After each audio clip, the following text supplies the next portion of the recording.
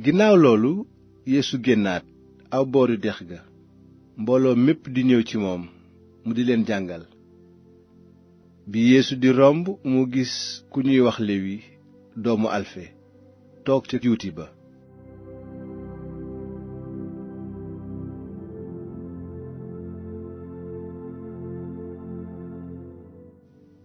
Yeesu ne ko, kaay topp ci man.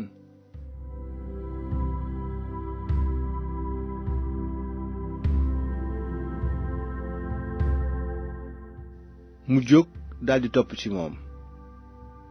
bi loolu amee Yeesu ak i taalibeem di lekk ci kër Lewi fekk ay juutikat ak ay boroom bàkkaar yu bari di lekkandoo ak ñoom.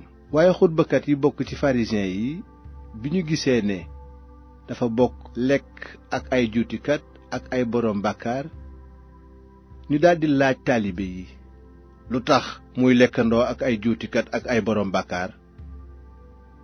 noonu Yeesu dégg ko mu ne leen, ñi wér soxlawuñu fajkat, ñi wéradi ñoo ko soxla.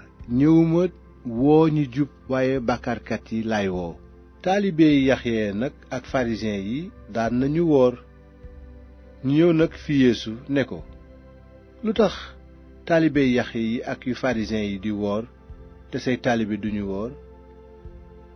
Yeesu tontu leen, ndax gan yi ñëw ci céet dinañu woor fekk boroom céet gi ànd ak ñoom?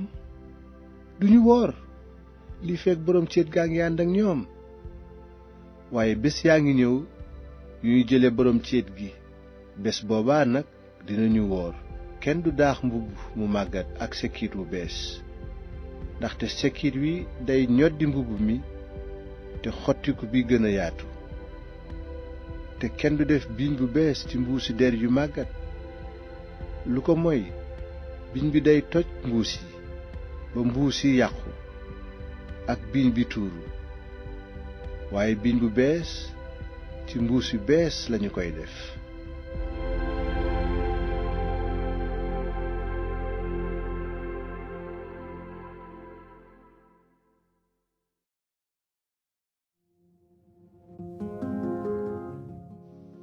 amoon na benn bisu noflaay Yeesu jaar ciy tool yu ñor. bi ñuy dem nag ay taalibeem daldi fàq ay gub.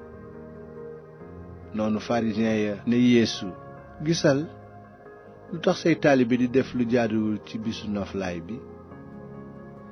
Yeesu tontu leen, ndax jàngu leen la Daawuda defoon ba mu amee soxla te xiif, moom ak ña mu àndaloon?